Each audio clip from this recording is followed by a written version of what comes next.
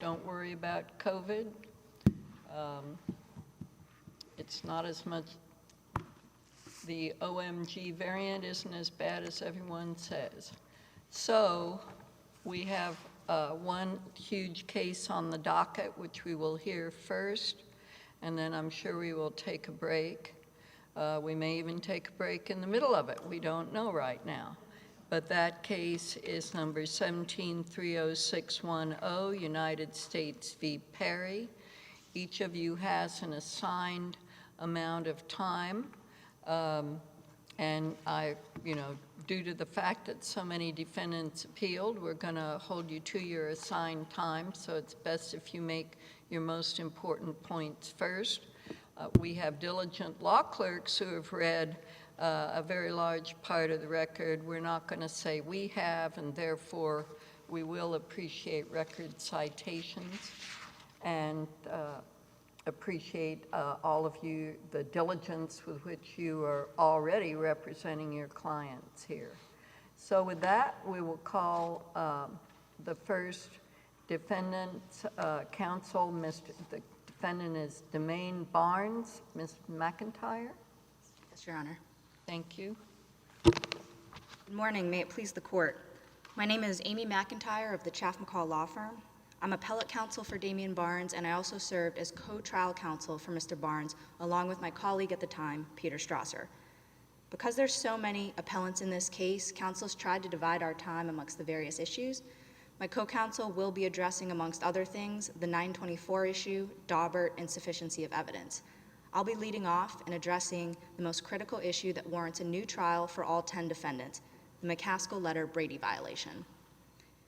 Here, the government's racketeering case against these defendants was chiefly built upon the testimony of cooperating witnesses, the two most prominent being Daryl Franklin and Gregory Stewart. From 2013 through 2014, Franklin and Stewart were the lone cooperators working with the government. In 2015, a third cooperator, Washington McCaskill, suddenly agreed to flip as well. Trial commenced in our case in January of 2017, and at trial, the cooperator's testimony was repeatedly the only evidence in support of specific convictions. Months after trial ended, defense counsel discovered a letter written by Washington McCaskill and dated March 27, 2016. That letter was sent to Alex Kalinda, a special assistant U.S. attorney for EDLA and an assistant district attorney for Orleans Parish. In that letter, McCaskill confessed, "Our federal case is all made up lies, and Daryl Franklin and Gregory Stewart lied about a lot of things." To be clear, this letter was written by McCaskill more than a year after he'd been cooperating with the government, after he had been interviewed by the FBI and prosecutors for this case, and after he had implicated these 10 defendants. This letter should have been disclosed to the defense, and it would have been the single most important piece of evidence at our trial. I'd like to start with materiality, which is where the district court erred. Under the materiality standard set forth in Kyles v. Whitley, all that is required is that the letter's suppression undermines confidence in the verdict. I would submit that it not only undermines confidence in the verdict, but it would have made a difference at trial, and I can point to 3 specific areas of the record. First, the trial testimony of the cooperating witnesses and the FBI agents. 2, the closing argument made by the jury. And 3, the other letter written by Washington McCaskill to Kalinda, wherein he confessed to fabricating different charges. And I can address each of those areas of the record separately. You do. Explain to me, what do we know about this letter? It was undated. Do we know against whom it was submitted in state court and by whom? Yes, that is actually how we discovered it for this case. And I would refer the court to record sites 1563 to 1564, which I do not believe have been addressed in any briefing. So that record site is the portion of the government's brief at the state court level which discusses the McCaskill letter. There was a related state court racketeering trial against related gang members, one of whom was named Kentrell Hickerson. And in that trial transcript, which was produced to us as Brady in our case, ADA Kalinda is examining Washington McCaskill on the stand. ADA Kalinda references this McCaskill letter, and he then submits it as a state court trial exhibit. So the district attorney gave it as impeachment as sort of Brady in the middle of trial? Oh, no, I'm sorry, Your Honor. We were never provided this letter by No, prosecutors but in our trial. it came to light because of a state prosecution. Yes, correct. Washington McCaskill wrote the letter to ADA Kalinda, and then in the state court trial, ADA Kalinda disclosed the letter to the state defense as Brady Giglio, and then used the letter in that state court trial. Did you just say that the transcript of the state court trial was disclosed to you in the federal proceeding? Yes, Your Honor. The transcript in the Kentrell-Hickerson trial was disclosed to us as Brady Giglio, and the transcript specifically references this McCaskill letter, and it was introduced as an exhibit. So in light of that, how can you say that the letter was suppressed since a direct reference to the letter was disclosed to you? In the state court trial transcript, they don't read the letter line by line. It's merely made reference in the scope of the cross-examination. There's a reference, though, to the letter that was written by McCaskill. Yes, but McCaskill wrote many letters to ADA Kalinda, and the government actually thought it had turned over the referenced letter, the letter referenced in that transcript, to us in this case, but it was mistaken because it had in fact turned over many different letters, and it thought one of those different letters that it had turned over to us as Brady was in fact the suppressed letter. Well, if there were a lot of letters, what makes this one stand out? This letter is critically unique because it is the only admission or even suppression or even a suggestion by a cooperator that they had fabricated charges in this case. And without rereading the entire record page by page, how do we know that? We can know that in 4 different ways. But again, before you get there, it's just, again, it's odd. If the transcript was given to you and there are references to Brady material, and the district court, and you're saying it was a mistake, so there was no government really suppression. This was an inadvertency. I guess I'm not really seeing either imputation to the federal prosecutors or true suppression. Yes, Your Honor. I have a couple of points on that. And let me add, sometimes I do this, but you didn't object to no hearing on this, correct? That's not an issue before us on appeal? I'm sorry, defendants requested an evidentiary hearing to determine. But the district court didn't hold an evidentiary hearing? Correct. The government. But you aren't arguing on appeal that that's reversible error? Correct. We're arguing that, I understand from the government's briefing that if this court finds the letter to be material, they would request that the issue of suppression be remanded to the district court for further fact-finding. We would submit that there is enough evidence and admissions in the record to show suppression here. And I think the most critical point comes from that 1563 to 1564 record site where the government admitted to the district court that they thought they had turned over this letter when in fact they had turned over a different letter. So it seems contradictory to now say they did not have a duty to disclose the letter in the first place when it has been discovered that what they turned over was not in fact the reference letter in the transcript. On the issue of suppression, ADA Kalinda was admittedly an assistant district attorney, but on page 121 of the government's briefing, the government's disclosed he was also a special AUSA for EDLA. The government has argued that there's no evidence in the record on that, so we should be remanded for further fact-finding. I would argue that the government withheld his status as a special federal prosecutor at the district court level. We learned of it for the first time in the appellate briefing, so it seems a little bit unfair to be able to withhold that, to argue to the district court that he was merely an assistant district attorney, and now use that withheld piece of information on appeal to say, well, we need more information on that, so it has to be remanded. Why would it, materiality, as you started out by saying, is the concept that a jury would have looked at the case differently. Please go back to materiality. Yes, Your Honor. We know this letter is material by looking at 4 different parts of the record. The first is the government's closing argument to the jury. The government's ultimate theory of this case was, we know the cooperators have lied about other things in their lives, they've committed crimes, but you, the jury, can believe them because the defense has put forth no evidence showing they lied in this case. And how do we know from a cold record on appeal 4 years later that this was critical to the government's case? By looking at the government's closing arguments. On record site 12955, the government explicitly tells the jury in rebuttal closing, the defense has listened to thousands of calls and they've played you a few dozen. I would submit to you that none of them catch the witnesses saying, oh, I fabricated this giant indictment against these defendants. But the McCaskill letter does just that.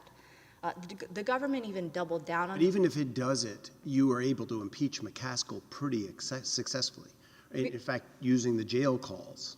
Your Honor, Not exactly. So if it's just cumulative of other impeachment, Your Honor, I would argue it's not cumulative. No one disputes that the cooperators were impeached on things like lying to girlfriends, wanting leniency, trying to cover up their own crimes. But that's very different than a post-cooperation admission of our entire case here is fabricated. That would be the I thought distinction. the jail calls had him post-crime saying Stewart and Franklin are liars. I believe, Your Honor, you're referring to a record site that was on page 121 of the government's briefing. And I too pulled the, or I'm sorry, 120 of the government's brief. And I agree that is the closest thing we have here to the McCaskill letter, because McCaskill tells a girlfriend that Stewart is lying about 2 murders.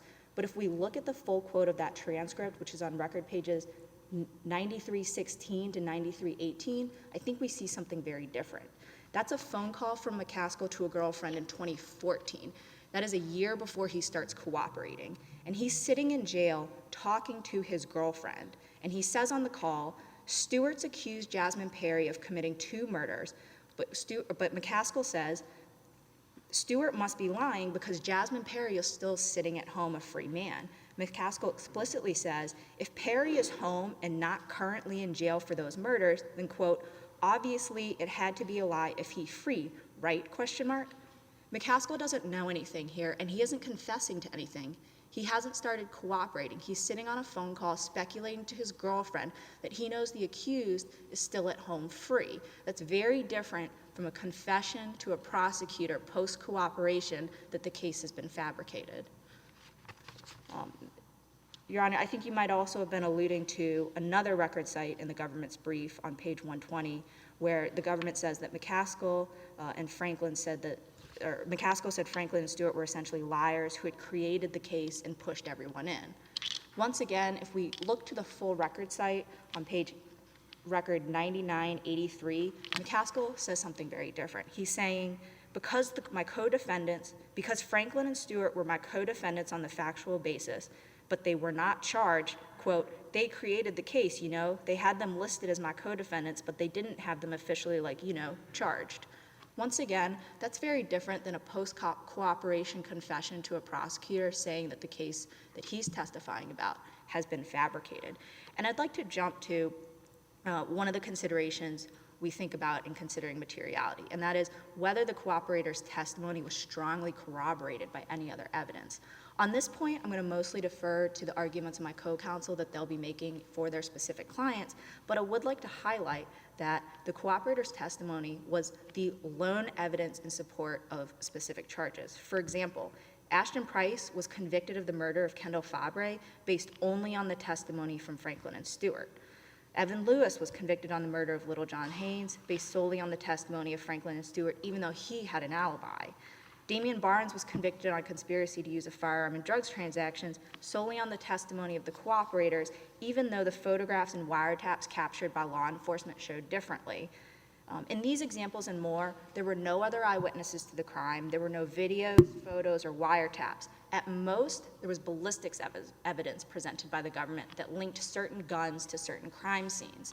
However, it was very well established at trial that individuals had essentially 2 or 3 community guns that were passed around and used by a variety of individuals, including people who were convicted in the related state court case and were not defendants in our case. So at most, the ballistics evidence would show that a gun was at a particular crime scene, but not the identity of who was holding the gun. That came solely from the cooperators. If I may return to materiality, Your Honor. Was that 2 points you'd made so far, closing argument and lone evidence? I'm sorry? In other words, to show materiality. To show materiality, the closing argument, I think, alone shows the materiality of it. This court in Lacaze v. Warden, which was cited in my Barnes reply brief, is a very similar case. And in footnote 1 of that case, this court looked at the closing arguments of the prosecutor where they emphasized the credibility. And they My only point was you said 4. You had 4 points. Yes, Your Honor. And I think I interrupted Judge Higginson at the same time. We can also look at the testimony of the witnesses and the way that the government rehabilitated Franklin and Stewart to know that this is material. For example, after Franklin had been impeached with multiple jail calls and telling other unrelated lies, the prosecutor rehabilitated him because on record site 4826, the government says, oh, the defense has played plenty of calls catching you in other lies, but the defense has provided nothing showing that Franklin lied or put forth, quote, fake charges in this case. Once again, the McCaskill letter does exactly that. We can also look to the testimony of the FBI case agents who collaterally bolstered the credibility of these cooperators. Why wouldn't, I guess, well, two questions. What do you see the government's primary argument here? It wasn't suppressed because you had it. It was suppressed, but we didn't have it, and we can't be imputed to know what the DA know. I don't see them even saying it's not material. I see them saying it's not cumulatively, you impeached McCaskill so aggressively, this doesn't make a difference. That's sort of a harmlessness more than we're denying the material. Of course, this is impeachment. We would argue that it's not cumulative given the very unique nature of the evidence and how— What's your best case where you impeach someone as aggressively as they did McCaskill? In other words, he's pled guilty, he's impeached, even with jail calls, that he's a liar. What case still reverses a conviction? In United States versus Sipe, as far as the cumulative evidence argument, that's probably the closest, because in that case, multiple immigration benefits were provided to the witness. Those were disclosed at trial, and everyone agrees. The late disclosure of additional immigration benefits in that case was found to be material Brady, even though it was cumulative. And I see my time is out, Your Honor. So I will address the rest of your questions on rebuttal. Thank you. Thank you. Thank you, Ms. McIntyre. And next is Sothern, representing Evans Lewis.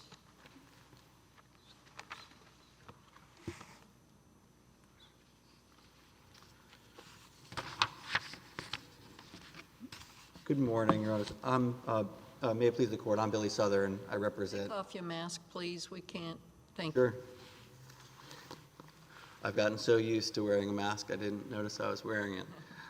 May it please the Court, my name is Billy Sothern. I represent Evans Lewis in this matter. I've been involved in this case now for 10 years. I was initially appointed to represent Mr. Lewis in his initial case, 11-107. I'm going to address the three issues. The primary issue I'd like to address is the issue concerning the admissibility of the ballistics evidence. But I also want to touch base just quickly on the Brady materiality issue with respect to Mr. Lewis, because I think the materiality question is different for each of the defendants. And I also want to address the sufficiency issue, which again I think is unique to Mr. Lewis. And with respect to the materiality point, I think the nuance is that this isn't simply impeachment evidence of McCaskill. In fact, we would say that the statement, that his statement that these are all made-up lies, is a truthful statement, which doesn't serve to simply impeach McCaskill. It serves to impeach the whole case, the whole investigation, this whole effort, and its origins. Because the origins of this case are with Gregory Stewart. That's how this case came to light. This was not a shoe leather case. This was a case where Mr. Stewart ends up— I don't want to take all your time on McCaskill because Ms. McIntyre went into a lot, but the record is voluminous. And it is an unusual Brady argument to say it was disclosed in a public trial, one that is highly related, and yet the government still suppressed it. I was one of the lawyers on this case, obviously. We got 60,000 pages of— You were one of the lawyers in the state case? No, in the federal trial case. 11-107. And 15-154, both 11-107 and 15-154. Right, I know, but if an item is disclosed to the defense in a parallel state case, how is it not then available? How is that suppression? I think the first issue is we got 60,000 pages total. So that's a document dump problem. Yeah. That's not really a Brady issue under Fifth Circuit law. And we had to, I guess we could have gone to every record-based document in any one of the 100-plus individual offenses that they aggregated together in this crime. Isn't that your obligation? Right? No, I don't think. What's your case that the government's got to go? They haven't suppressed it if it was Kyle's. public. What? It's Kyle's. That's their obligation. It's not simply what's in their file. But in fact, this is in their file because it's a related Okay, as I said, I shouldn't take you, Ms. McIntyre covered it well, and I appreciate. That's a real interesting argument. Do you do criminal defense normally? Yes, Your Honor. Well, I thought criminal defense lawyers argued for decades that the government ought to have open files in these cases. And we would love if they had an. So that now they have to have an open file and they've got to tab it with everything that's Brady. Is that their responsibility? No, it was never provided to us. It was the 60. While we got 60,000 pages, one of the pages we didn't get was that letter. We did not get that letter. So it's not that they simply didn't identify the needle in the haystack. The needle wasn't in the haystack. The needle was in some other haystack. It was in the state court case. In the state court case. None of the defense attorneys were involved? None of us were involved. We're all appointed. We were appointed in this matter. I was appointed in this matter as CJA You have counsel. some pretty smart clients, though, street smart, and not one of them mentioned it either, huh? My client wasn't in that case. My client wasn't in that other. Well, according to Ms. McIntyre, a lot of the clients were, so. I would need to check the record on that, but Wouldn't one better argument to us have been it was error not to have a hearing? well, we argued that it was I know, but no error one has not to have a preserved that to us on appeal. I believe we did. I think we asserted that there should have been a motion for new trial hearing when it came up. I think at that point, lots of other things could have happened. We could have asked McCaskill about it. We could have asked Kalinda about it. Can you get back to your main arguments, please? Of course. So with respect to the ballistics issue, it's really it flows through multiple different avenues. So there's the Rule 16 argument, there's a Daubert argument, and a 702 argument. They all really go together. Under Rule 16, the government, when they're trying to bring in an expert witness, they need to give items that might be material to the preparation of the defense under 16A1F, and they need to give a summary of expert testimony and the base. I think I can simplify this. You did get the Jenks before the witness testified. You got it before. No. I thought the government prosecutors themselves went to the lab, they came back, they gave it, and the district judge said, oh, government, here's the sanction. You can't use these. Defense, you can. We'll put the witness last. Is that wrong? So it unfolds in a much more complex way than that. So I guess also, I think to aid maybe in the consideration of this, it's at various points in the record, but there's this chart that's in the record, and it's hard to see and hard to comprehend. But if you look, there are 1, 2, 3, 4 homicides for which material was never turned over. Okay. Your objection on appeal is that Acosta's underlying documentation wasn't given to you in a timely way or given ever? Both. Because with respect to some of it, it wasn't given timely. With respect to 4 separate homicides, it wasn't given at all. But you got the expert report. You had your expert, Huesky. You didn't. Yeah, Huesky, yes. Huesky. You didn't put him on, or you did? We didn't. You could have put him on to say all this documentation is an uncredited lab. The documentation's sloppy. That actually doesn't go to what the. So again, this really goes to the admissibility, not just the weight. There's a gatekeeping function that the district court's supposed to serve. Of the 3 arguments you began to say, which is your strongest? Rule 16 violation, 702 Daubert violation, or the third? What's your strongest? I think it's the 702 Daubert that the judge ultimately didn't provide a gatekeeping function, and the Rule 16 issue actually it highlights the reliability. The fact that in a murder case they can't come up with the underlying material should trouble us about the reliability of their methodology. But you can expose it in cross. No, you can't. That's sort of looking at it from an ex post perspective. But the admissibility is an ex ante question. So so your argument really is the 702 one. Yeah, What's your best case on that? Because ballistics is pretty well-trodden expert area of testing. We're not claiming, this isn't the kind of case where we want an eyewitness identification expert to come in and there's a Daubert issue, is it admissible, is it not admissible? We're not making some global ballistics challenge. We're saying that the methodologies employed in this instance are unreliable. Not that the science is unreliable. Right. The maintenance of standards is the third part of the Dauber test. The standards weren't maintained here. At the day the witness ends up testifying, she comes in, she has an additional, I think, 430 pages that they hadn't been able to provide. She said she went herself to the NOPD lab to look for these materials. I sort of imagine it when you pull out a file cabinet drawer, you have the stuff rolled up in the back or sort of stuck underneath. I don't know where this stuff was, but 430 pages on the day of trial, on the day of her testimony, she provides.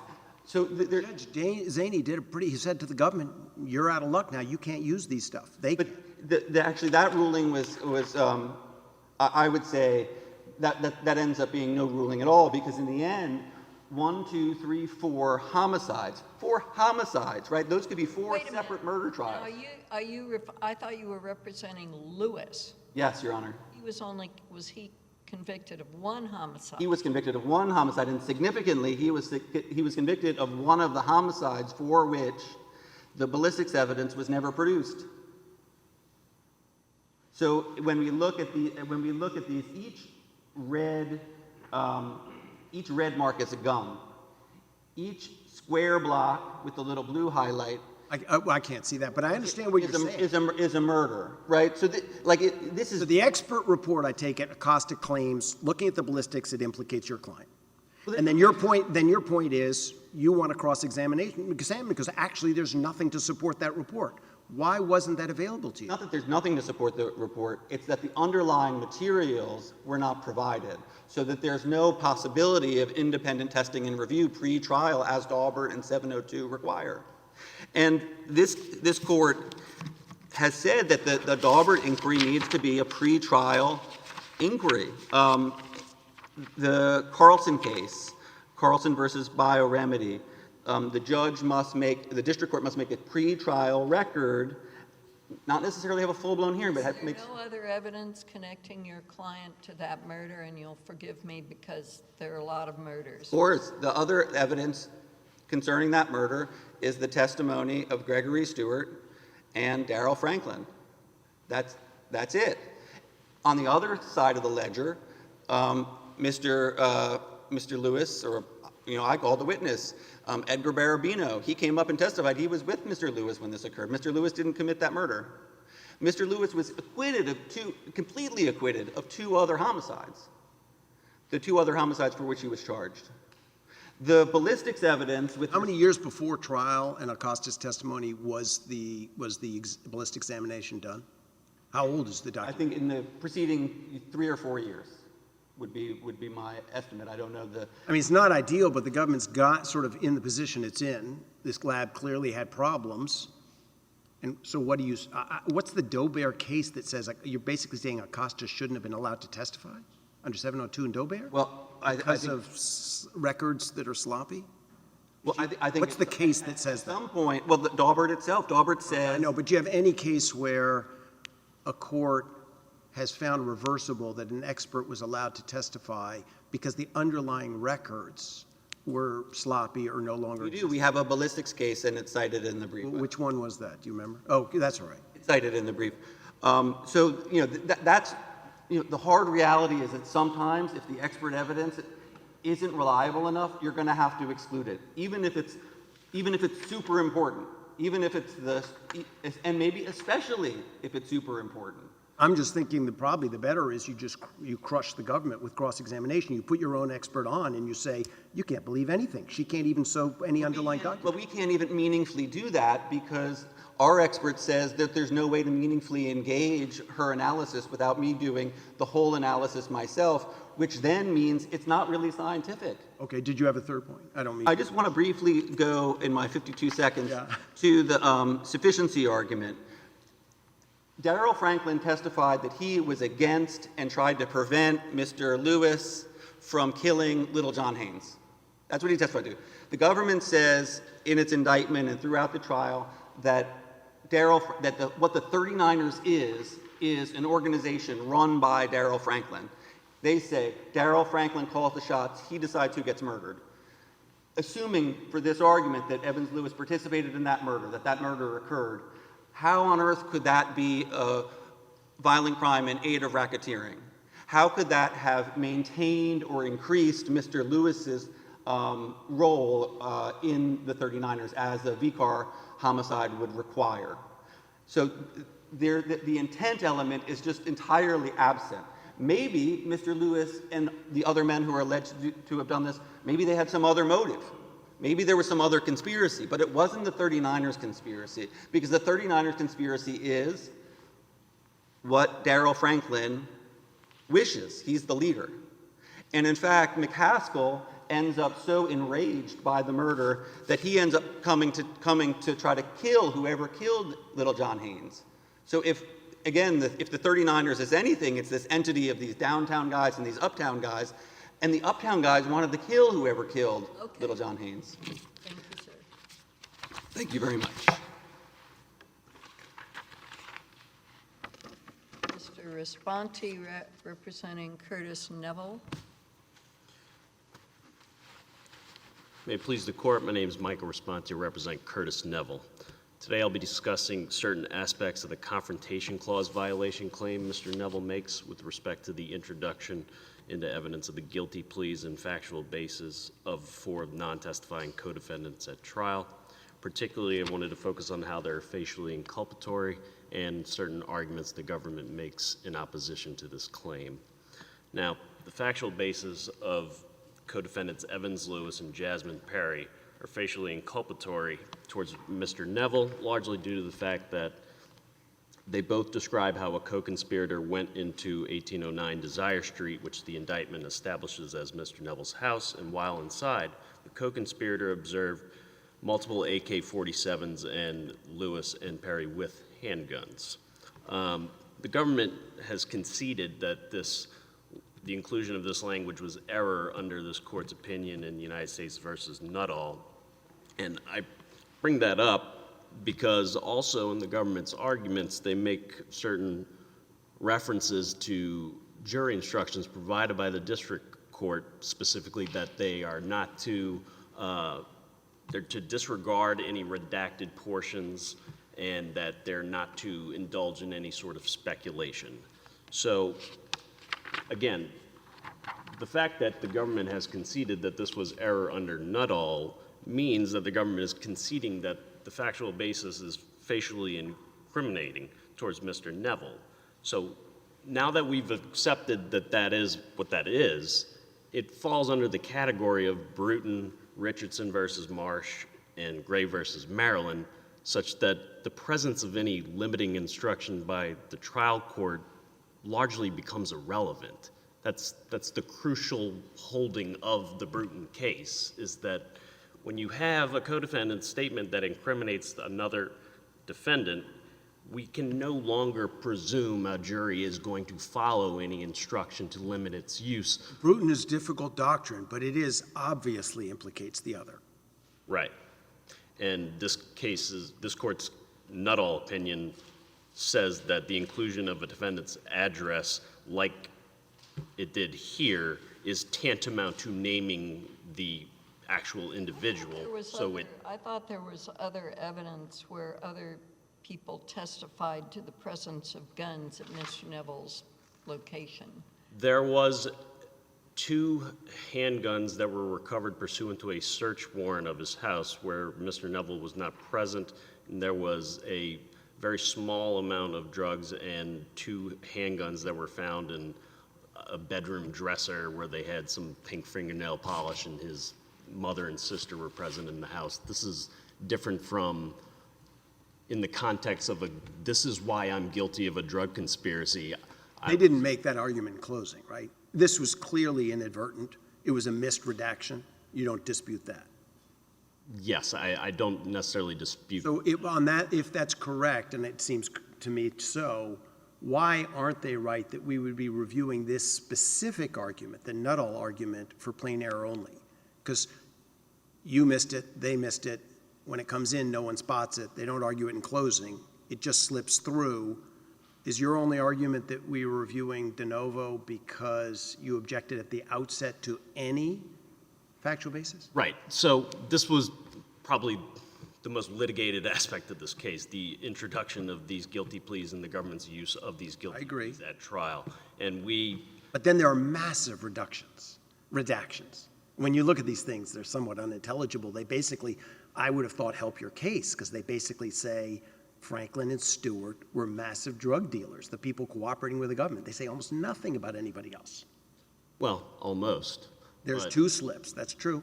So the use of, yes, we objected saying with redactions, without redactions, there's still going to be a huge problem with the use of this evidence and how it's going to satisfy the government's burden of proof largely with respect to all 3 of the conspiracies charged against the other. Once the court says we'll redact and massively did redact, isn't it your obligation to say, wait a minute, it still obviously implicates me?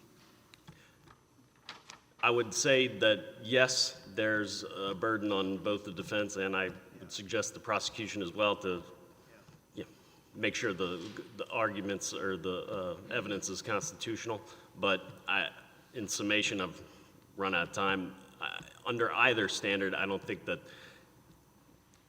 the pervasive use of this evidence at trial by the government should lead this court to have the conclusion that there is a reasonable probability that this evidence contributed or may have contributed to the guilty verdicts of counts 1, 2, and 3 of this case. Okay, thank you, sir. Next, we'll hear from Mr. Plaisance of Terry-Oni.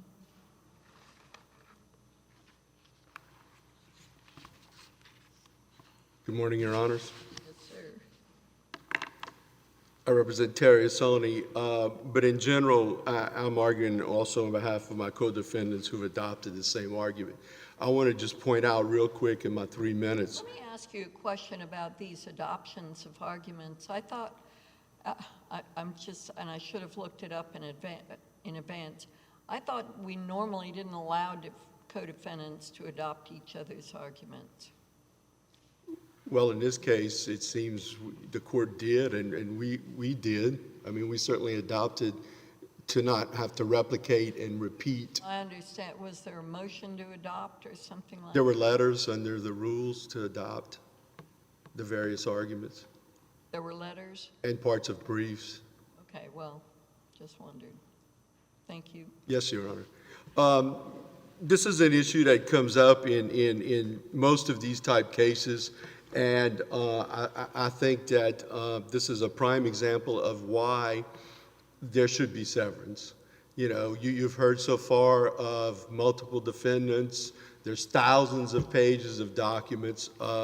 There were objections. I can point out to you specific pages, but to make it easy, on Oni's brief, page 86 to 87, cites at least 4 occasions where he specifically moved to sever the case, once pre-trial and 3 in the middle of trial, because it became cumulative as the evidence was presented to these defendants that there were more and more, much more evidence coming out that was prejudicial to them than would help them. For instance, I pointed out in Mr. Oni's brief that there were 4 instances where evidence came out from co-defendants that basically it would be other crimes evidence or certainly not admissible against him, perhaps in a single trial. And it went that way for... Generally speaking, in a conspiracy, big conspiracy, you're going to try them all together. But what my concern in this case, the biggest issue I have, is the Bruton tied to the severance issue together. What strikes me as unusual is where a government charges a drug conspiracy, then recharges the drug conspiracy, and 4 of, 11 had pled guilty to it? Right. That's correct. You find a case with that alignment? I'm not sure it's a severance issue. I think it's more a Bruton issue. And you're probably right, Your Honor, from that aspect, but the best we can, I could, in my 17 seconds, but look at it hard from a severance perspective, because, that gives you the roadmap. And then you had the McRae case from this court involving the New Orleans Police Department and the murders after Katrina, which were kind of along the same lines. And y'all reversed and said, as the case progressed, it became more and more obvious that severance and, trying all these cases together is not Just proper. rhetorically, was there any defendant who was charged with more murders than your client? Not that I recall. So if there was prejudice from severance, it went toward the other defendants and not toward your client? Well, not according to my brief and the specific footnotes that I found and citations. I brought you to the direct citations to show where this material came out that was accusing him of even more. And Your Honor, I'm going to wrap up by saying I understand that. If you reverse forward and he's still guilty of one, he's still guilty, but that's not the point.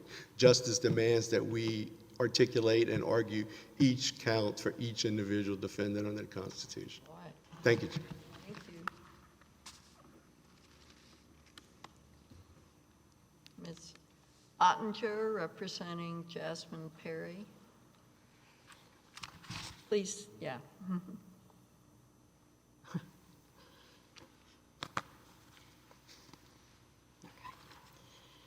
Good morning.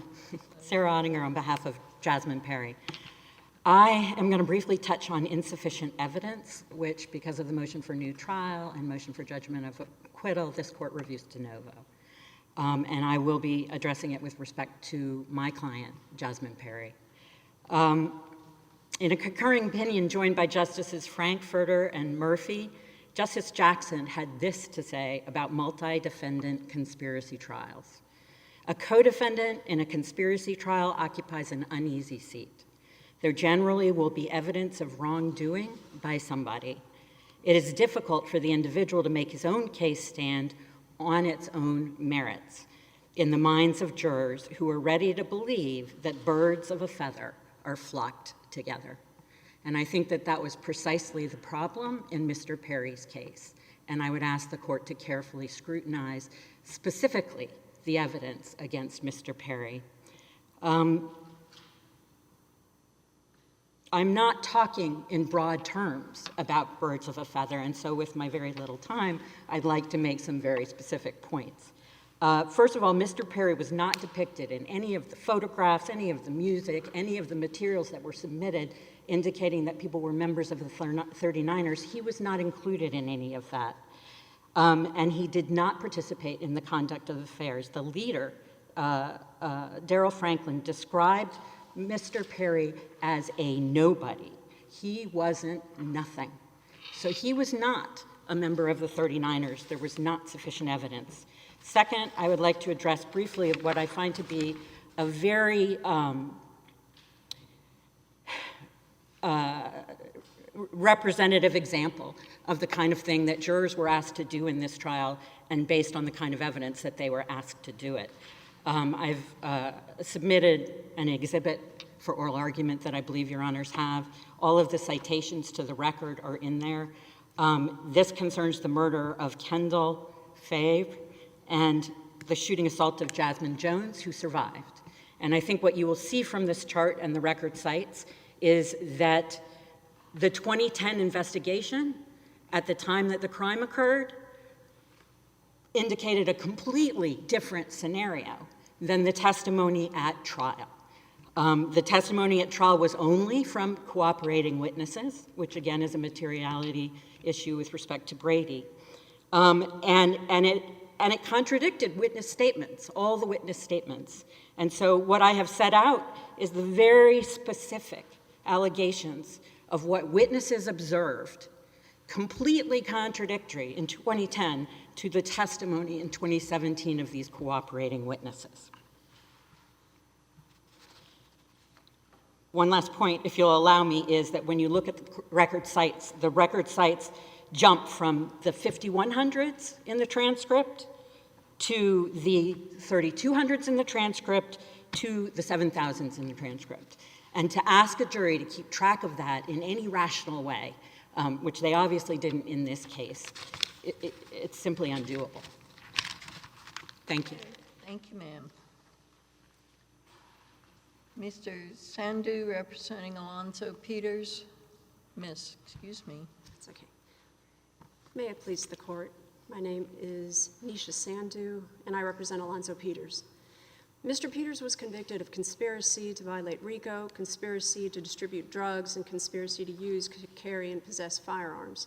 In each offense, there must be a connection between the accused and the enterprise. The primary issue for Mr. Peters is that there was no evidence connecting him to the enterprise, or that he acted with the knowledge or intent or for the purposes of furthering the 39ers. He was not an agent of any member of the 39ers or an agent of the 39ers. Is the strongest contrary evidence that Stewart did testify they were in the hotel selling drugs together? Yes, sir. And wasn't that enough for the jury to Well, see a connection? well, for Mr. Peters was convicted basically of guilt by association. Yes, he knew Gregory Stewart, but Gregory Stewart used Mr. Peters under the auspices of, to rent hotel rooms so he told him so he could have women over. Mr. Peters didn't know the exact activities that Stewart was engaging in. Yes, Mr. Peters knew the wrong people and was convicted of guilt by association is referenced in United States v. Elliott. Under the circumstances of this case, I would argue a reasonable jury could not dismiss that Mr. Peters acted independently and distinctly from the 39ers. Assuming for Peters and Perry and for all of them a mere presence instruction was given? It's not right? So that's an argument. Yes, but overwhelmingly, there were how many? I think the jury was overwhelmed with all these crimes, with these photos, it goes without saying that he was subsumed into this vortex, and really that's what it was for my client, Mr. Peters. Thank you. So he wasn't a member of a drug trafficking conspiracy at all. He was merely in a buyer-seller relationship. That's what I would argue. Yes, ma'am. Okay. Thank you. Thank you. Okay, Mr. Bosworth for Ashton Price.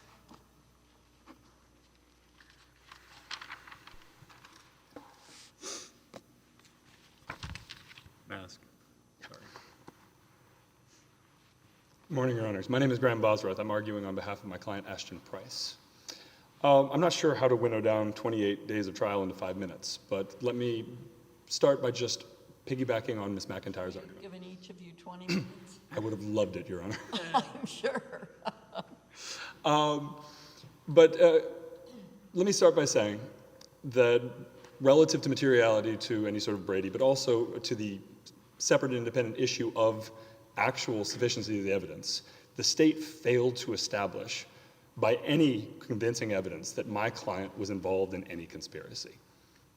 When you look at the case, you will see that the only evidence against him were the testimony of the 3 cooperating witnesses.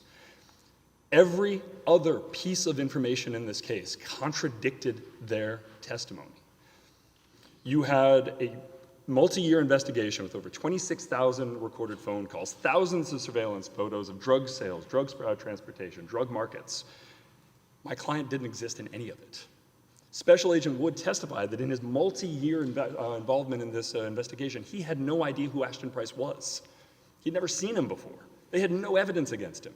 He only shows up in this case when Gregory Stewart points the finger at him. Gregory Stewart, who admitted on the stand that he had a beef against Ashton Price because he'd made fun of him in a rap song. That is why Ashton is there. And by including him as a defendant in this case, the government was then able to introduce those rap songs in the trial. That is why he exists in this case. But there is no evidence linking him to the conspiracy. In fact, the 3 other flip witnesses, Vanity Vincent, Tyrone Knockham, and Rico Jackson, all admit they don't know who Ashton Price is. He wasn't involved in any drug sales. He wasn't involved in the conspiracy. Vanity Vincent gives a list of every member of the 39ers, and he's not on it. You also have the testimony of Jamal Holmes, who said, I worked intimately with this organization. I bought drugs from him. I don't know why Ashton Price is here. He was only a rapper. Every single piece of information that was given, other than the testimony of these 3 witnesses, whose credibility is obviously compromised. So where did he get the information to talk about whoever it was who got shot with his brains pouring out on the floor? In terms of the rap songs? We don't know. It's speculation who wrote that. Everybody happens to know about it in the hood. Or he was paid to rap that song as a employee of the Dusty Money I Records. mean, for some reason, the jury convicted him of that murder, didn't they? That is true, but if the mere fact that a jury convicted someone was the end of the discussion, we wouldn't have a sufficiency of evidence. Evidence about the murder? Not only was there no evidence, when you look at the evidence of the Kendall Fabre murder, the actual testimony and evidence in that case, again, contradicted the flip witness. Gregory Stewart said that there were 3 shooters, Ashton Price was one of them. The surviving victim of that, Jasmine Jones, said no. She identified an individual named Deloy Jones from a rival organization, the Ride or Die Gang, who has his own case that's come through this courts. Well, okay, you're making a pure sufficiency argument, or you're saying reversible error also on admitting the rap videos at all? I made that argument in brief, but I'm focusing on sufficiency here because I only have But a they minute. did file a 28J citing the Sims decision. Do you have any comment on that as to admissibility of rap videos? I think it's distinguishable. I think it's distinguishable in terms of the failure to establish authorship and to establish principal authorship. Time is so precious. On a pure sufficiency argument, and how do you pronounce the deceased's name? Fabre? Yes. Fabre. Your argument is nothing connecting your client, or your argument is, yes, murder, but it had no nexus to the purpose of the 39ers. It was a retaliation. Both. First off, it wasn't him. The surviving witness says it was not him. The surviving witness was also corroborated by an independent witness. I'm very interested, just because I think our law is a little difficult for me to decipher in terms of the nexus. Okay, and then in terms of the nexus, even if you take Stewart's argument at face value, he said that this was a personal beef about some issue in Press Park that had absolutely nothing to do with the alleged 39ers conspiracy. He admits it had nothing to do with the conspiracy. It was, according to him, some beef about some issue that happened out in a completely different area of the city. So even if you were arguendo to say that, okay, I think he was involved in this murder, it still doesn't reach the... What was the purpose of the enterprise? Was it to traffic drugs or to just inflict violence? According to the government, was to traffic drugs, and the violence was associated in terms of protecting their territory and their drug trafficking. Taking the government's argument at face value, this murder had nothing to do with any of that, by the testimony of their own witnesses. I've run out of time. Thank you, sir. Thank you very much. All right, Ms. Town from McCoy Walker.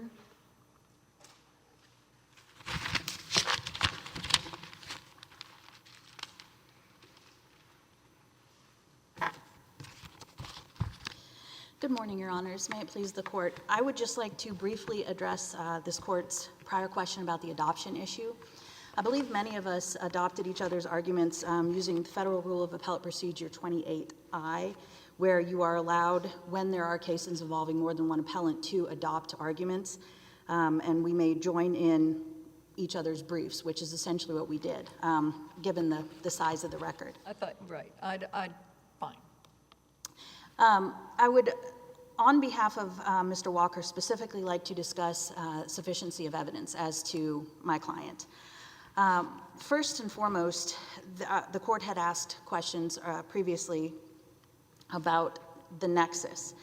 For Mr. Walker, addressing the murders with which he was charged, the government failed to prove a nexus connecting those murders to any enterprise or organization. Mr. Walker is not necessarily admitting that he was part of any enterprise or that one existed, but for example, the murder of Lester Green, there was no evidence presented at trial to show that this was a murder connected to his role in an enterprise or for gaining entrance to, maintaining his position, anything connected to a conspiracy. As to the Hampton and Lowe murders, there was an allegation that Rico Jackson had witnessed Hampton kill someone in Texas, and that he had given information about it, that Hampton was aware of this, and that was particularly a motive for this murder. Ms. Lowe, unfortunately, was not the target, but she was in the car, so she became a murder victim. But the mere fact that this was an issue involving a potential snitch situation, The government tried to argue, well, he's from the Calliope, so this is a long-standing feud between these neighborhoods. But merely because you have different neighborhoods that don't like each other doesn't mean that that is a murder that could be connected to an enterprise. There's not a nexus for those. And as much as it's distasteful to say, even if Mr. Walker did commit these murders, his conviction can't stand. This court found something similar in the Jones case, Jones 1, from 2017, and the specific site, if the court wants that one, is 873 F. 3rd 482. And there were 2 murders in that case. Sidney Patterson's convictions were reversed because they couldn't connect those murders to the enterprise. That's the same thing with the murders for Mr. Walker. They can't be connected to membership in, entrance into, raising his position in any sort of enterprise. And The difficulty for me applying Jones 1 is violence does tend to enhance the strength of a gang. It intimidates others. But then Jones 1 says you need more than that? I mean, first and foremost, if there is a gang, which again, Mr. Walker's not conceding. But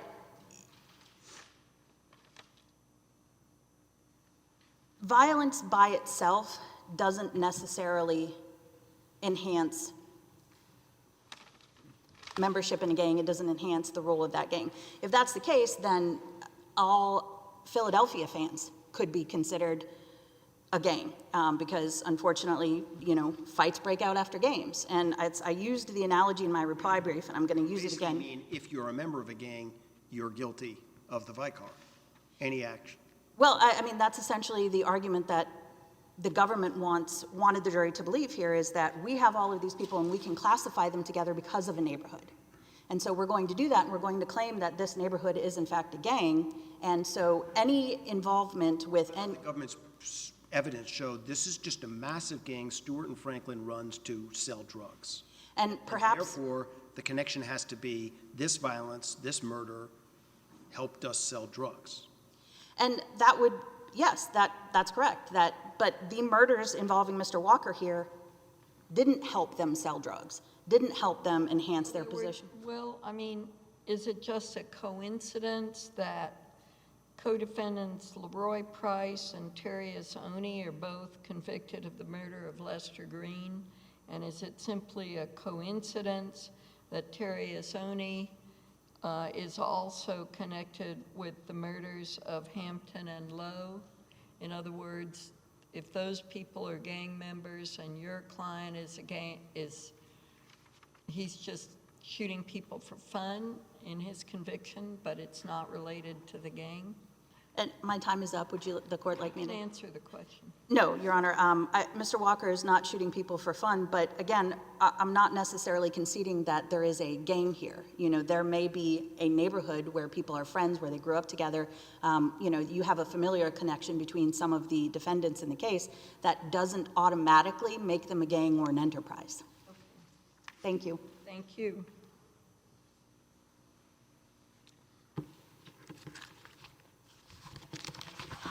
Am I correct that we do not have someone arguing for Leroy Price here?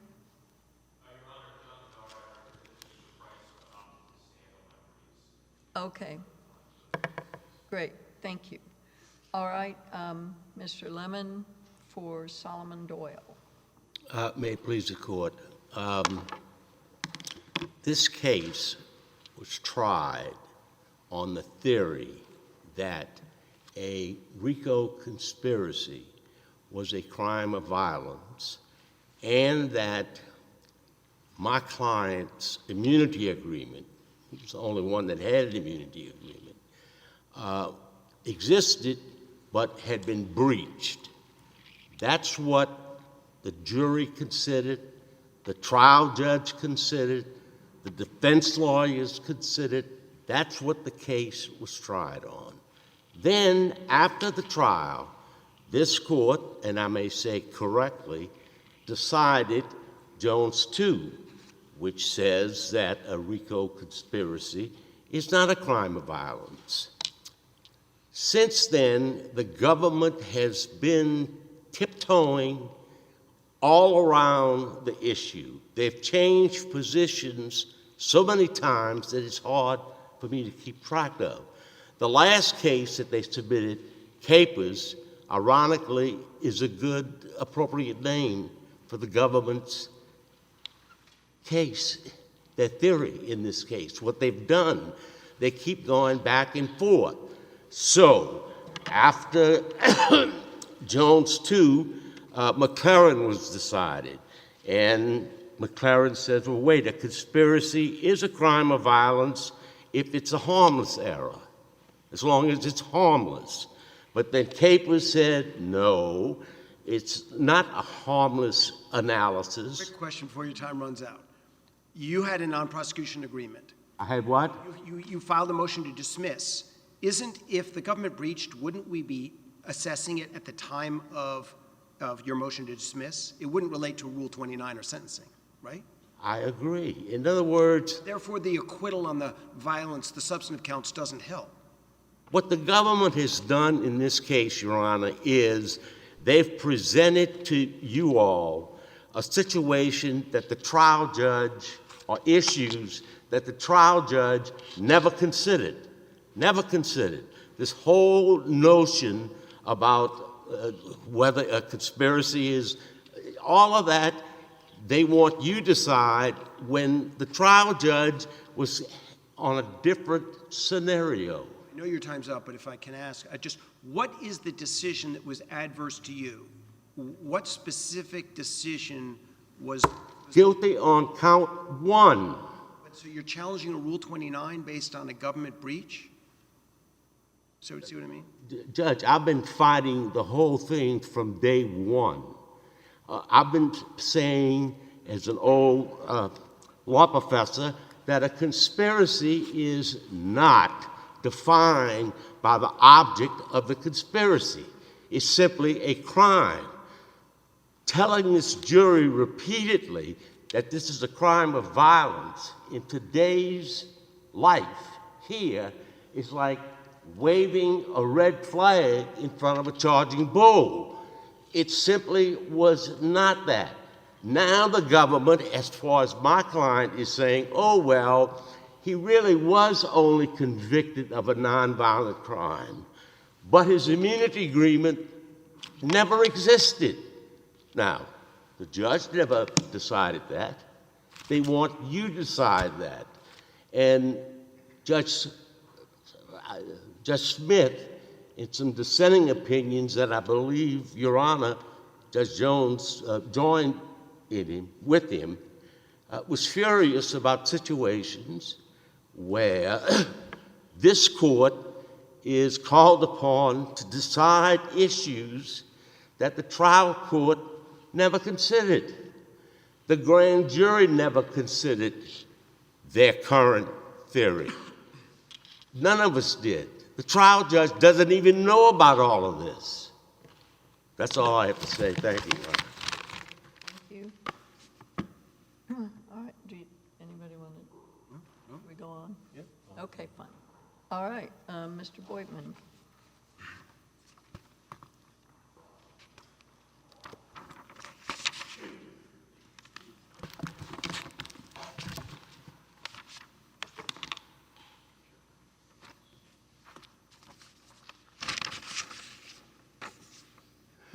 Judge Jones, may I proceed? Yes, sir. Thank you.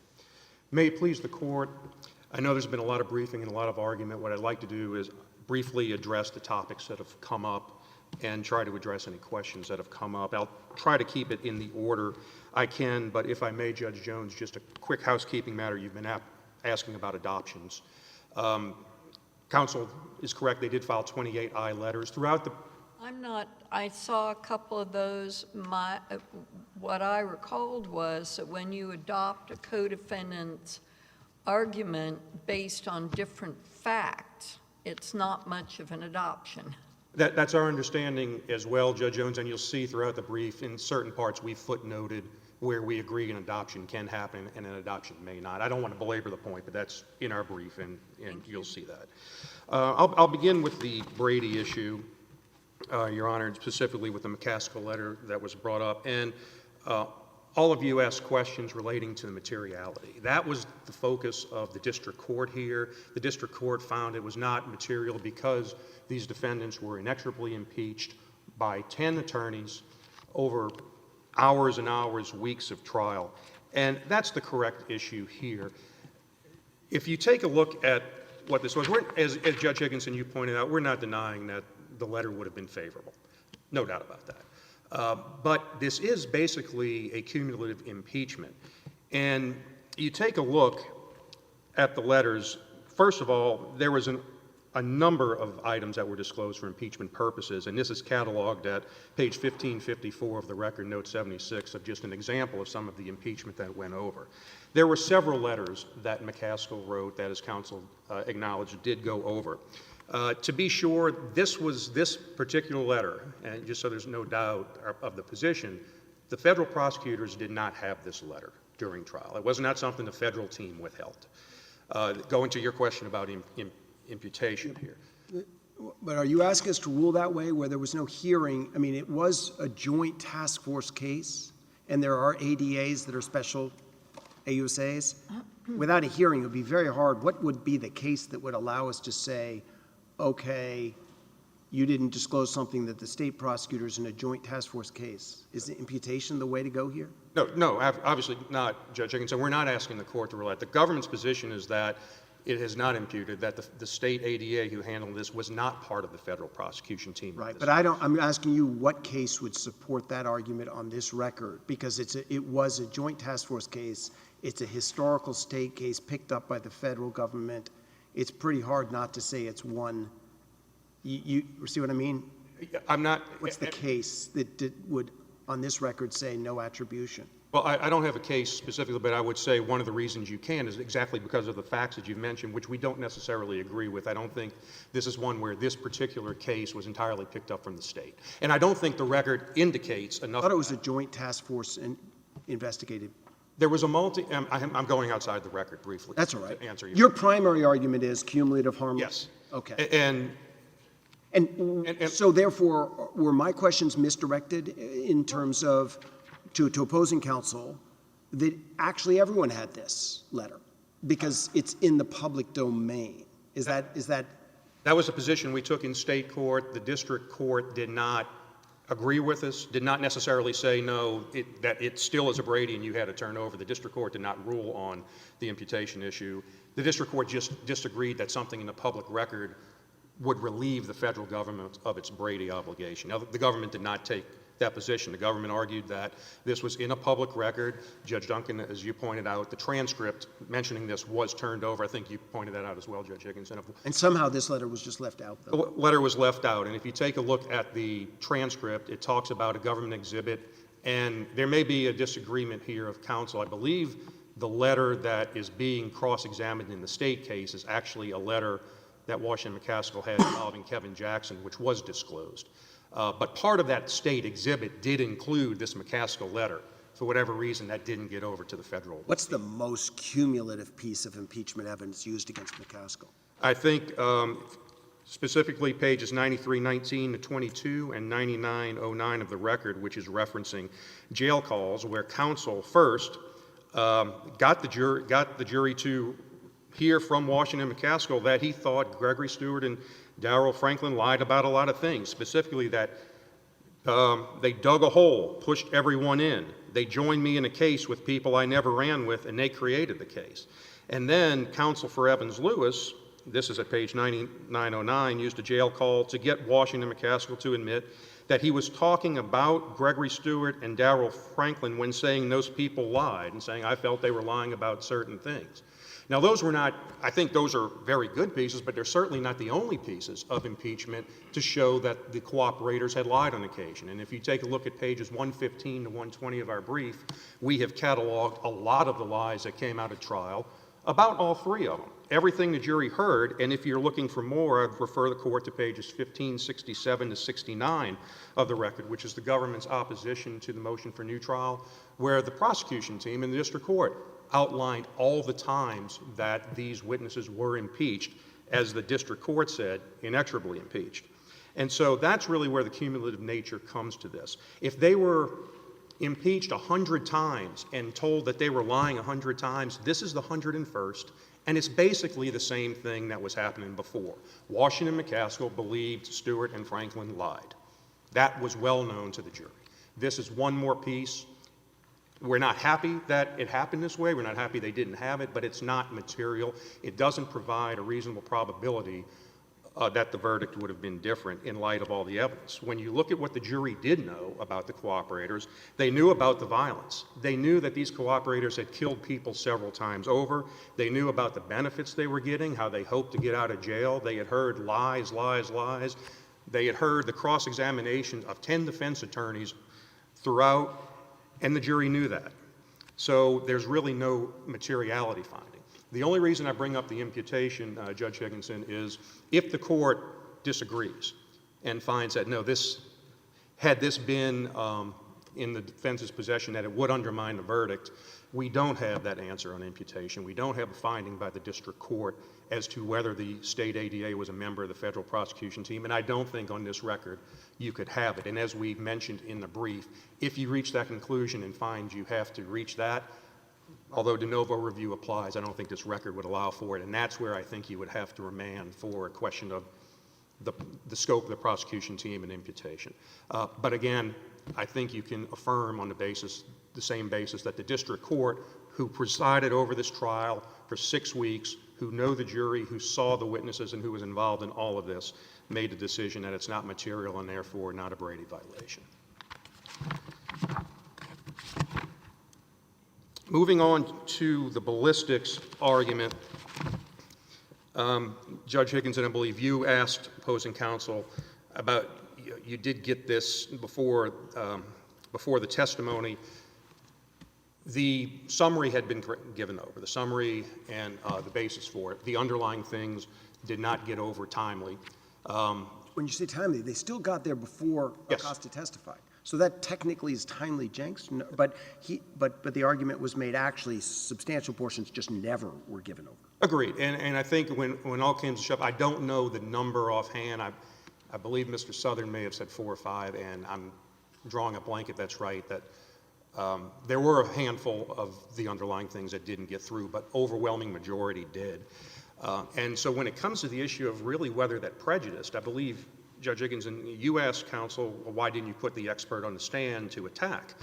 I would say that wasn't done, but it also wasn't done in the context of the new trial either, after more things have been getting, so there's really been no showing that this did prejudice. As far as I know, there's been no expert that has called said witness Acosta's findings were incorrect. I think there's been talk about the way it was done and maybe that taken issue with that, but I don't think it's been about the findings.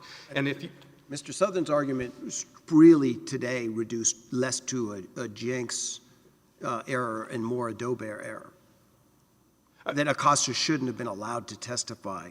I agree, and I think to some extent that goes to weight of the evidence more than admissibility. I think you have here, as far as what Meredith Acosta did talk about, well, and first of all, the reports and charts summarize everything, but Meredith Acosta explained her process. She explained that she documented the work for each of her analyses. She explained that she participated in accreditation for the lab. She had taken regular proficiency testing. All her work was peer-reviewed, so to the extent there is a Dahlberg issue, I think that's cleared up on the stand. To the extent that she shouldn't have been allowed to testify because they didn't have all the underlying things, I think that goes back to a discovery sanction, and this court's procedures have always been you enforce the least severe sanction to get the desired remedy. The remedy is disclosure. The judge didn't find it, the prosecutors were in bad faith. It was explained. The prosecutors, when requested by 2 of the counsel a couple of weeks before trial for the underlying things, the prosecutors went to the crime lab, got what they could. Actually, the prosecutors first requested information. They got something. They realized that wasn't enough. After being told that wasn't enough, they went to the crime lab to find other things, found what they can. When Meredith Acosta came back into town, she went into the crime lab and found more documents. It's not perfect, but it was disclosed. It was testified to. And again, there's just been no showing. And what Rule 16 sanctions did Judge Zaney impose? I don't think there was a... government couldn't use certain documents? I can't remember the exact thing. That's my understanding. If I'm wrong on that, Judge Higginson, I'll... Was Acosta made the last witness or not? Was not the very last witness, but I believe it was the second to last. And the government did agree to put Meredith Acosta on end of the case to allow defense to have that option. So I think there were 2 small witnesses after merit of the Counsel, but nothing that I remember of any long. If I'm incorrect, I'll try to take a look at that. Also, just for emphasis, Mr. Sothern showed a chart to y'all this morning, just so you have that. I have that as a Government Exhibit 309 at 15,300 to 01 of the record. Okay, so that was the exhibit in the record, 309, but this Jasmine Perry exhibit, is that created for oral argument here? I believe Ms. Ottinger created that for oral argument, yes. That's not a trial exhibit, I believe. Right. Moving on, a number of the counsel talked about sufficiency for the Vicar counts, and all of them mentioned nexus to the enterprise. And Judge Higginson, you, I think, specifically asked a few of those questions. I want to talk briefly, before I go into anything specifically, about your questions about does violence tend to enhance the strength of a gang. Judge Jones, I think you pointed out that it was a coincidence that gang members are doing multiple cases. Well, when it comes to nexus, I think you take a look at some of the common traits showing a Vicar motive. And we put these in our briefs, and these are collected from courts from all over, but some of the things that have been allowed to show a Vicar motive of someone gaining entrance or maintaining position in the enterprise is the excessive nature of the act, talking openly about retaliation, bragging about the violence. Well, but rather than other cases, this case, what was the government's theory that what was the purpose of this enterprise? Was it to traffic drugs? Traffic drugs and also protect its members and support its members. Okay, but so if we try, because as I read Jones 1, we've got to go murder by murder and show the nexus to the enterprise. So if it's to sell drugs, are you capable of, let's go through a couple of the murders, sure. The Haynes murder. Where's the evidence that related to drugs rather than avenging this fellow Giz's death? Sure, there were 2 motives. One was avenging Giz's death, which again... Now, put that aside. What's the record site for evidence connecting that murder to any sale of drugs? I refer the court to 3422 to 23 and 72... 34 what? 3422 to 23, which would be Daryl Franklin's testimony, and 7200 to 01, which would be Gregory Stewart's testimony, that Haynes had rob someone named Mooney of crack that Mooney was selling for Gregory Stewart. Okay. So basically, we have a theft of crack. I'm just going, because your time's as limited as theirs. The Fabra murder, can you do the same? Again, sure. There's testimony it was retaliation unrelated to 39ers. So if we're doing the Jones 1 formula, what do you point to? Sure, there's also that it's to kill whoever shot and paralyzed Percy Baker from the Florida projects. And again, this is not a specific drug thing, because you take a look at the indictment, Judge Higginson, and it's not just drugs. It is about inflicting But that's violence. why I'm asking you to, again, I thought Jones 1 is hard to do, but so if this one doesn't relate to drugs, this one relates to... This territory and protecting its members. And protecting members we had. They wanted to kill whoever shot and paralyzed Percy Baker from the Florida projects, which is part of the 9th Ward group, and Stewart gave that testimony at 7063 to 64. Also have 8646. 8646. And again, I'll go through any other murders you want to... Well, the only other one, which is very helpful to me, because of course it's sort of quintessentially, I think, a jury question. Is there a connection? And so what's the evidence now, the Marshall murder? The Marshall murder... Did it have anything to do with drug sales, or is it more the purpose of 39ers to intimidate others? I think it's both. Now, the drug sale would not have been the 39ers drug sale. Someone from outside the group approaches the 39ers because Michael Marshall wore a wire on that person. And so it was, the person outside the 39ers says, I want this person dead. And they don't come to anyone, they come to the leaders of the 39ers, and the 39ers say, go to Washington McCaskill. He's the contract killer, basically. And so it is a contract killing, but something that should show that increases or maintains the position of Washington McCaskill, who's known to do this violence so much that a leader is sending someone else to that. Him doing that killing supports his position of violence. And it also... So it's not any violence done by a gang member, right? And I'm worried about Jones 1 and Sixth Circuit-led better case they cite. Agreed. You agree? I agree. Violence in and of itself is not sufficient. Okay, so again, on the Marshall murder... But it also does not have... I'm sorry, Judge. What are you pointing to? This is helpful. I'm sorry. The murder itself, and we pointed this out in our brief, does not necessarily have to benefit the enterprise. The Vicar thing is about increasing one's position in, or maintaining or gaining. So it's, does killing someone increase my position? And that's where you have to go back to what other testimony that kind of encapsulate all of these murders, and that's testimony given primarily by Daryl Franklin, but also by Gregory Stewart. And I'll give a few cites here. You need... Is this specific to the Marshall murder?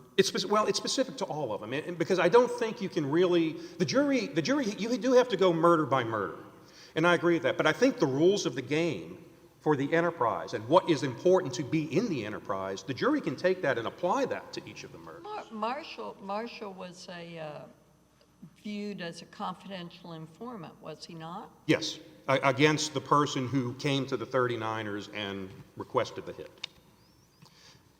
So, I mean, it's in everybody's interest to knock out a snitch, is it not? Especially in drug dealing. So what more need be said? I think that's a good point. I think it's a point that, as Judge Higginson is pointing out, is for a drug dealer outside the 39ers, but...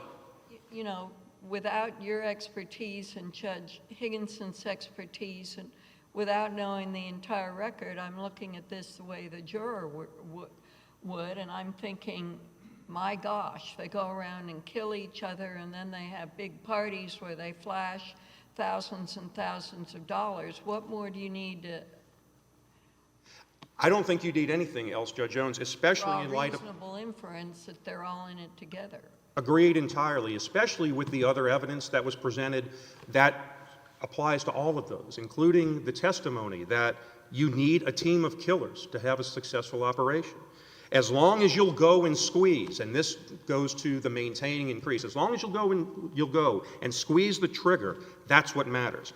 The members were expected to handle their business, meaning kill when necessary, and they were ridiculed if they weren't. And there was evidence that Jasmine Perry was ridiculed on 2 occasions where he shot what they called cowboy shooting, of just shooting out loud, and then in one situation actually standing over someone and hitting them numerous times but not killing them. The testimony was, you kill one of ours, we're going to kill one of yours, and we're going to strike first, we're not going to wait. And all of that was about protecting their enterprise, which was a drug enterprise and was also the protection of members. And Judge Jones, as you point out, the jury can take all of that and see a bunch of gang members going out and killing people. And it wasn't just one shot, and this is another thing that helps prove the Vicar motive. An affront to one was affront to all. That's why so many of the revenge matters here support the enterprise, support the killing that was in furtherance of that member's position in the enterprise. Acts committed in broad daylight, where everybody can see them. And then the excessiveness of the nature of the act. If you look at all of the evidence we have here, this was never a situation where someone put one bullet into a head. It was 20 to 50 bullets, depending on what was going on. It was sending a message. And they enlisted fellow gang members to commit the act. So even in the Michael Marshall matter, where Washington McCaskill is going for somebody else, he's getting Leroy Price and Ashton Price to go with them. So the nexus is there. For all of them, the nexus is there. And our brief talks about whether it's a drug motive, whether it's related to something else. Specifically, counsel brought up the Jerome Hampton and Renetta Lowe. But Hampton was a hated member from the Callio Project area. He was a problem, and he had planned to kill Merle Ofrey, who was a leader of the 39ers who started supplying drugs into the 3NG. So Ofrey told Stewart, get him out the way. It's related to the enterprise, it's related to everything, and all the evidence of nexus is there. Moving on to the guilty plea and the factual bases. And Judge Higginson, I think you brought up that this is probably more of a Bruton, I'll combine it with severance to some extent, that this was much more of a Bruton issue than a severance issue. But I think also, as you pointed out, the heavy redactions in here take this away from the Bruton problem. Bruton, I think this court, it was Gibson, I believe, it's called Bruton a narrow exception that does not preclude admitting a confession of a co-defendant, but let's have it redacted, not facially incriminating. And the question is... Usually you see Bruton, here's my problem with this case, and it's really just asking you for any precedent. I mean, usually Bruton, the government's got to flip people, and they flip the top 2 people here, Franklin and Stewart. And then you've got to disclose, and they're going to get impeached with their own factual basis. But we've got to redact it to comply with Bruton. What's really unusual, though, unless you can tell me there's a case, is the government charges the drug conspiracy and then recharges the drug conspiracy, and in opening and closing, the jury's told you're going to hear 4 current defendants pled guilty. You're going to get their factual bases. But the others didn't. And then in comes Perry and Lewis's factual basis, and especially for someone like Neville, but I guess even Oney's factual basis implicated all 39ers. How could a jury possibly think, well, the very charged drug conspiracy that 4 of these people that we're looking at pled guilty to, the others aren't? I mean, those factual bases are going to kill the others. That's my concern. Sure. I'm not aware of a case with these specific facts. That's a fact. Facts are hard things. No, I'm just asking you, I'm asking you a case not about the facts. I'm asking you, can you think of a case where the government gets current defendants to plead guilty and then their factual basis, not against cooperators, is offered, but we have other people who didn't? Can you think of any case? No, I can't. This is a Unique. This is a kind So of Bruton becomes a problem, and I'm just interrupting you because of time, and then you do appropriately confess error under Nuttall, and at least as to Lewis and Perry. So we have the Justice Jackson concern sort of on steroids, and then we actually have a mistake. We have a mistake, but I think the case we've cited is Ramus Cardenas for what you have here is you don't have the blanket facially incriminating. We don't have Curtis Neville's name in it. It's an address. That is a mistake. But the inference is much more indirect here, and I think that's where the Ramus Cardenas case looks at. It's not the direct implication of guilt. We should have done better, no doubt about that.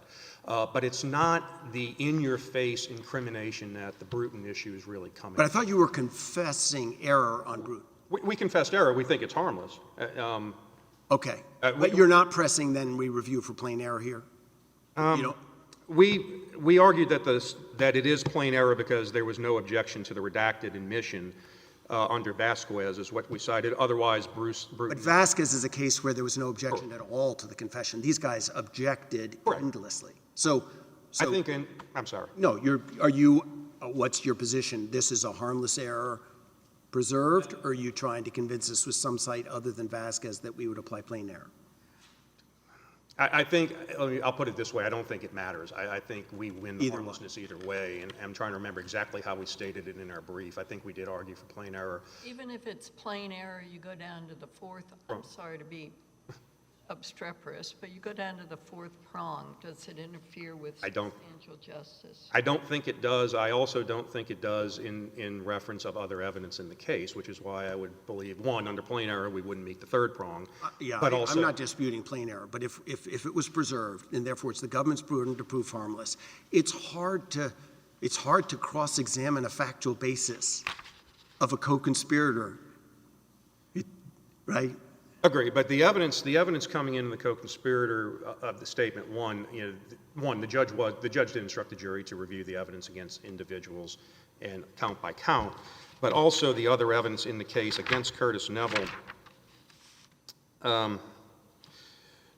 which included testimony at 3397 to 3400 of the record, which would have been Daryl Franklin's testimony, where Curtis Neville took trips to Houston to get drugs. And there's other testimony that they went to Houston to get a kilo of heroin at a time. There was testimony at 7048, Gregory Stewart's testimony, that Neville would get heroin from Stewart, that he sold heroin. At his house were found 4 scales, a heroin press, a bottle of mannitol, some bagged heroin, 2 guns. Is it Detective Cox that was asked about the factual base, Oney's factual basis? Do you remember that? On redirect. I think I have a record cite on.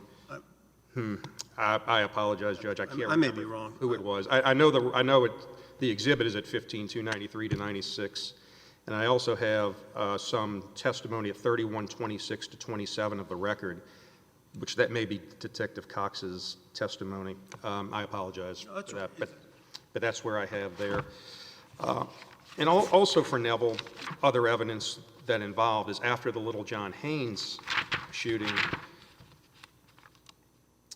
Gregory Stewart makes a call to Leroy Price mentioning that the .410, the gun, that Neville had. It's Government's Exhibit 276 and 277, which was a series of Title III calls, which the transcripts can be found at 15,099 to 15,235 of the record, specifically Session 9311. So I think there's other evidence other than just the factual basis. Let me go back to this Bruton thing as evidence of adoption. Other defendants adopted the Bruton issue, right? I believe they did, Judge. But as to each defendant, the analysis would have to be factually distinct. Agreed. Agreed. Sorry, moving on, we'll just kind of tie into a little more of the severance articles tying in from, just moving on from the Bruton issue there. As you mentioned, Judge Higginson, this was a big conspiracy. And with the unusual crossover, obviously, of what you have. And this is, the government put this in its record. What basically happened is you have 4 defendants who plead. One of those defendants starts cooperating. This is developed and why we have a separate case as opposed to, so that's just how it happened. You would never have any of these problems if the 4 that pled and you want to impeach them with their pleas were tried separately from the other 6 that didn't. Because the other 6 just can't do anything about the factual basis. That problem would not be there because those factual bases came in for those 4 defendants alone. However, You're saying they were hugely redacted. Usually redacted, and again, any inference is indirect under the case that we mentioned, that it just doesn't have that in-your-face problem. And also, this is not... The government did or didn't use this in closing argument. They said, the government say to the jury, you're going to hear that 4 of the co-conspirators... The jury mentioned in an opening statement, I believe the government mentioned in an opening statement that 4 of the defendants had already pled to the conspiracy, which is why they were not charged with the conspiracy. I think that was an opening statement. I'm drawing a blank on the closing argument, Judge. I'll double check and get information to you if it's different. I don't remember offhand, but I will try to double check that. But what you have here in the case of severance in a 6-week trial, a conspiracy trial, unlike McRae, where the defendants here were charged, not with 1 conspiracy, but 3 conspiracies, where they involved multiple members of them took parts in the different murders. There is a risk of something, but there's always going to be some spillover evidence, and spillover evidence or evidence that necessarily goes to one defendant and not the other happens. And you take a look at the magnitude, it's just not here. The whatever spillover presence happened from those 4 factual bases to those 4 defendants in a 6-week trial with all these witnesses and these pages just doesn't seem like that would require the severance under ROCA, and it doesn't seem like it shows the prejudice or reaches the McRae standard where a severance should have been warranted.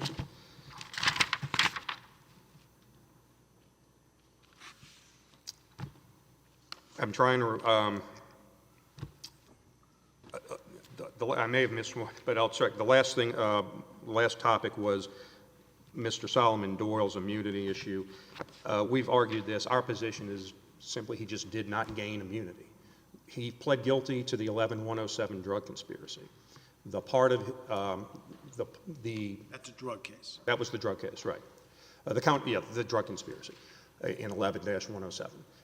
His plea agreement said that he would be immunized, and I'm just paraphrasing now, but immunized for other drug trafficking crimes if he told law enforcement the nature of those things. So I think we disagreed with counsel on this. So we don't think the immunity provision just flipped on automatically. He ends up just convicted of the RICO conspiracy. Of the RICO conspiracy, which in itself is not a drug trafficking conspiracy. It's broader. Now it's not after the fact a crime of violence. So sort of what is that conspiracy? I would say at this point, Your Honor, it's a RICO conspiracy.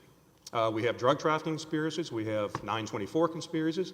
This is a RICO conspiracy. His argument is the government breached the non-prosecution agreement. When do we assess that? Is it just the motion to dismiss, or does it have any relation to what happens after the verdict?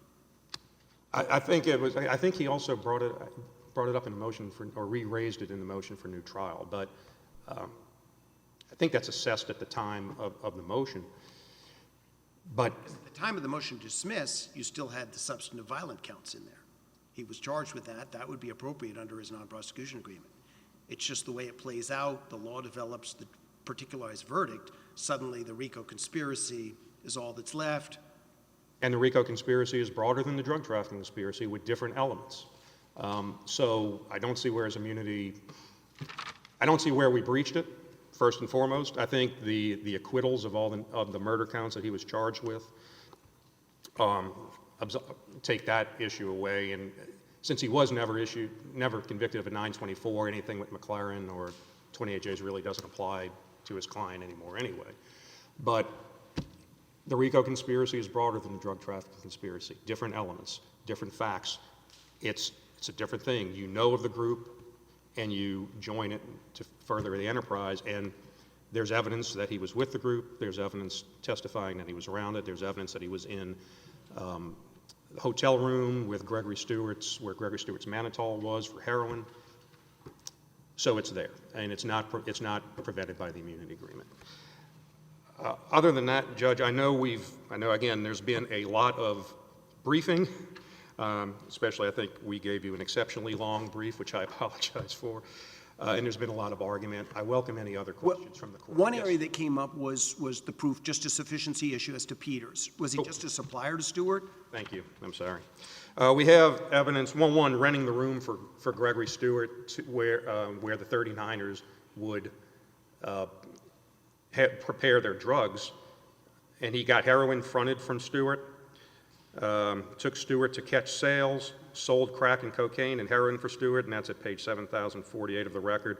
There also is a series of Title III calls, again in that Government's Exhibit 277. The government below talked about sessions 2187, 3380, 4310, 8340, and 17166. Those are not ROA page sites. The ROA for the Title III calls are 15,099 to 15,235, and every phone call transcribed starts with a session number. So that's the session numbers I get. So that's just some of the evidence right there where it wasn't just a buyer-seller relationship. I have one other question, and that is what explains this letter that you sent on December 28th that said, we disagree with the Capers decision, the government is evaluating whether to seek further review, but we're not even going to argue this. Yeah, I don't understand that at all. Why we sent it? Yes. What does it mean? Sure. The reason I sent the case, first of all, Judge, that obviously the aggravated RICO crime of violence argument is being made a few places around the country. There's not a lot of case law on it. It's still developing. Honestly, four of the cases are coming out of our district. So is the government, well, then that would seem to me to put the impetus on the government if they believe that's an important part of enforcing the law to defend it. Well, for the 924, for the question of whether a RICO crime of violence, whether an aggravated RICO conspiracy is a crime of violence, we made that argument here. In light of McLaren, it is foreclosed, although our 28J letter of August has preserved it for further review. And so that argument still. It's not preserved for further review, is it? The harmlessness. We're not pressing the harmlessness argument in this case, Your Honor, and we're still preserving the aggravated RICO for that. That hasn't changed that. Our 28J of last week was only in light of saying we're not going to press the harmlessness argument at pages, I think, 102 to 104. And that was, even though Capers is outside of circuit, because there's so little case law in this area, I just felt.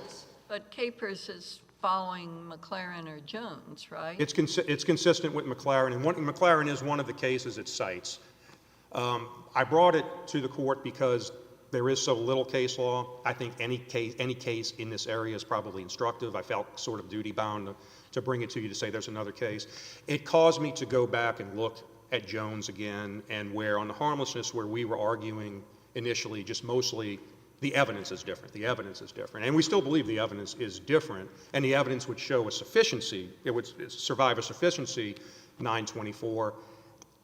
Because of the burden and re-looking at Jones and how it looked at a little more at the arguments and a little more at the indictment and the purpose and scope of the enterprise. Write a long thing in an opinion that says the government feels it's bound by so-and-so, but it's not even going to argue harmlessness, and therefore we must vacate all those convictions.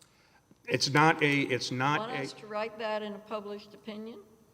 I don't make it lightly. Don't take it lightly, Judge. Well, I mean, if you, that doesn't make the government look too good if you try to challenge capers on cert. Well, but I think I don't know what the government will ultimately decide in that. This was in consultation with, as the court knows, before I concede any error. I'm talking, much more outside my office with other people. It's not something we did lightly. It is something that I just think on the burden on this particular one, this is not necessarily the issue. Going forward, it's avoidable, right? The defense asked for a special verdict.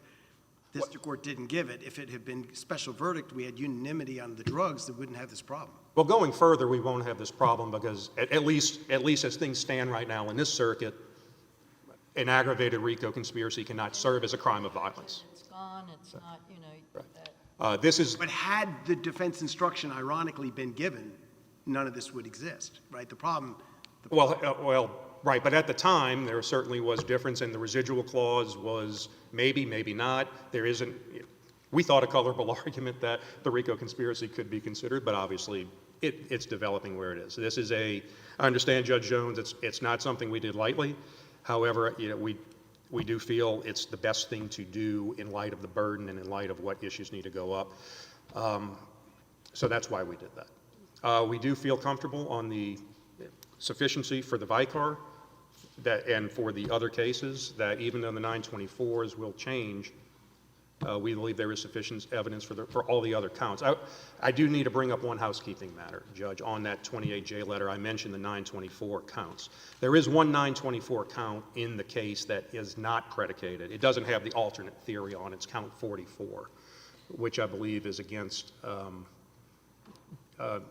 Curtis Neville for a possession of a gun in furtherance of a drug trafficking crime. I don't believe that has the duplicate, so that's not really the RICO problem, or the aggravated problem. Well, wait a minute, count 44? Yes, and I realize, Judge, that I missed it in my chart. It's not in the chart. It's not in the chart, but I could tell you in my brief that it would be... Which defendant? Which defendant? Curtis Neville. And this is at page 70 of my brief, Your Honor. It's the evidence supporting Neville's 924C conviction. While I don't think that's affected by McLaren or anything else, I do think, however, you would have to vacate the sentence because he got a 300-month consecutive sentence on that, and if the other 924 counts are vacated, that is no longer a second and successive that would impose a 300 months. So I think the sentence at the very least would be affected on that. And I apologize, that was something I recognized over the weekend, not even over the weekend, I'd say yesterday, looking through this again. I apologize to the court and the counsel for just looking at that. Did you sit through the trial? I did not. You did not? I was not a trial member. I just had just reviewed the record. So if I miss anything, that's on me. I apologize. I've taken more. One thing that Neville didn't bring up today, but was in the brief, was did hearsay come in through Sergeant Dillon? Did the government address that in the brief, or? I don't believe we addressed that in the brief, or at least it's not an issue that it's popping out of my head. I know there was some challenges to Special Agent Wood's testimony. I'm just not remembering offhand. It's not popping out to me as something that I'm thinking of today where I could give you a clear answer on that, Judge. With that, unless there are any other questions from the court, we'll submit on our brief and our 28K letters and ask for the relief there. Thank you very much, Your Honor. Thank you. Okay, we have rebuttal by Ms. McIntire.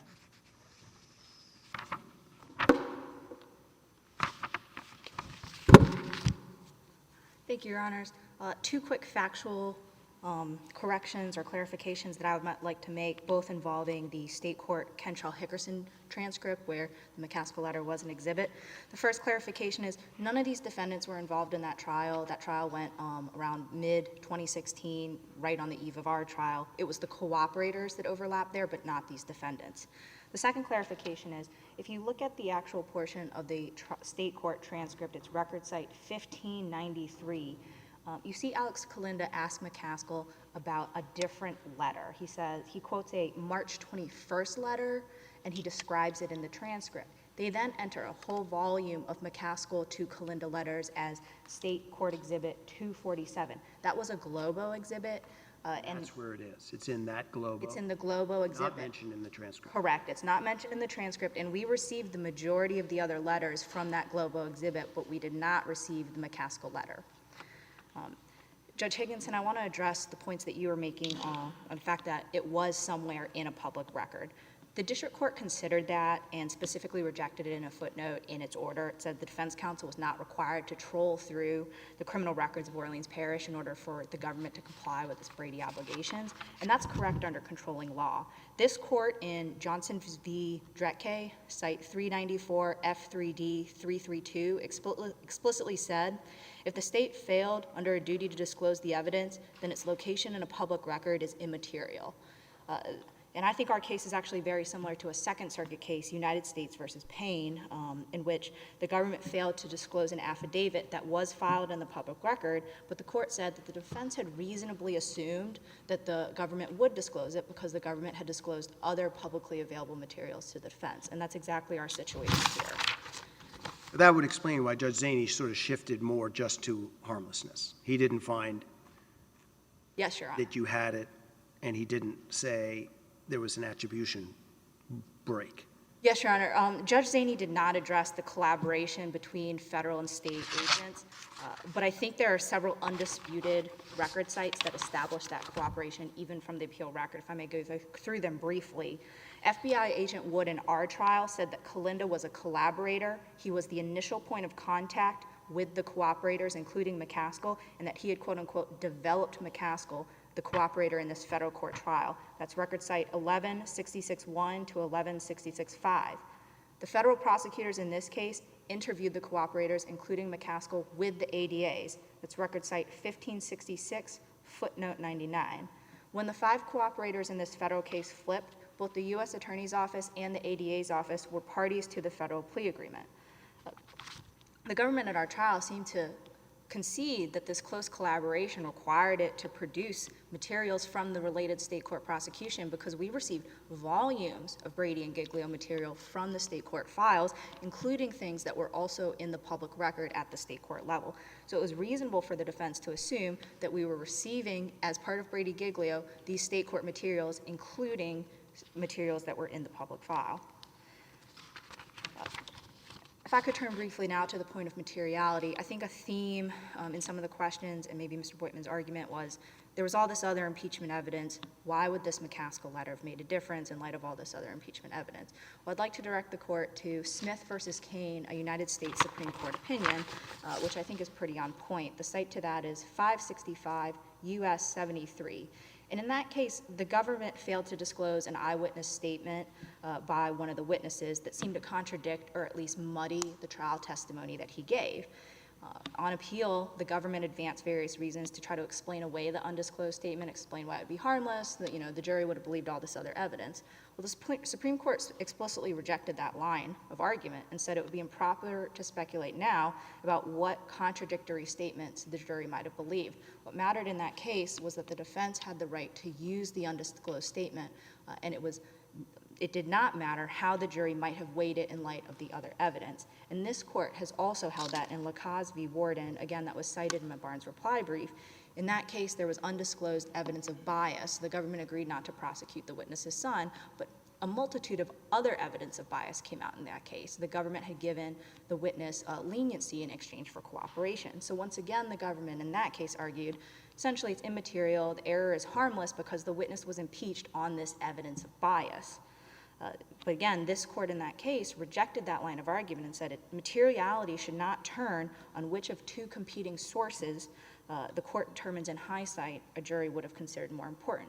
Once again, I think the critical inquiry on materiality is that the defense had a right to confront the cooperators with the McCaskill letter, and the jury had a right to consider it. And I'd like to emphasize that is the only relief that the defendants are asking for here on the McCaskill letter.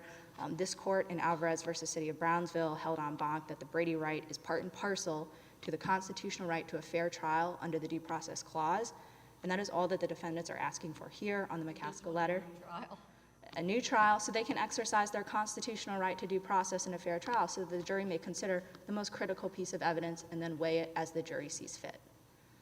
And I would welcome any other questions, otherwise I have nothing. Thank you, Gil.